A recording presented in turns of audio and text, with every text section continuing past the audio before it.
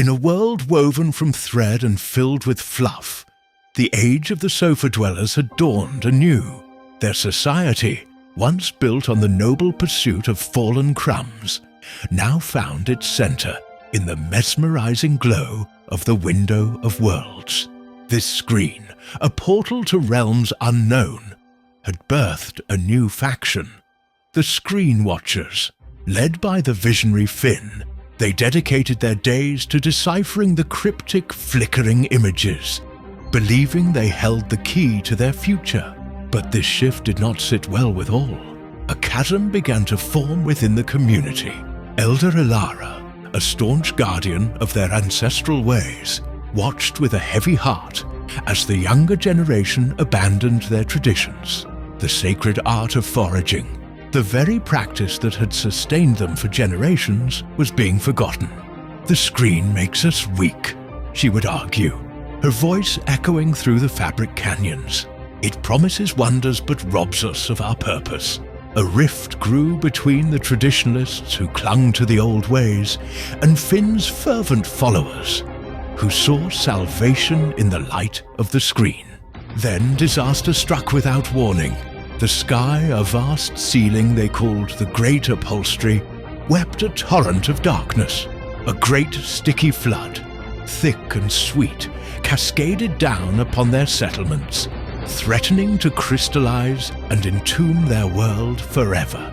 Panic seized the sofa dwellers as the sugary tide rose, its relentless advance promising a hard, glassy doom.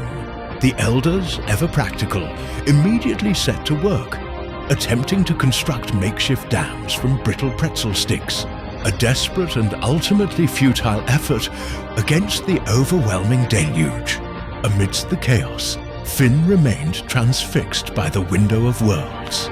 An image flickered across the screen. A peculiar yellow object absorbing a vast quantity of liquid with impossible speed. His mind raced, connecting this vision to the ancient legends of the Great Porous One, a mythical artifact said to hold the power to drink oceans. A desperate hope ignited within him. He rallied a small band of brave souls, convincing them that their only chance lay beyond the familiar comfort of their home. Their perilous journey began with a descent into the unknown, the vast, treacherous floorlands. They moved in silence, their tiny forms dwarfed by the towering legs of furniture.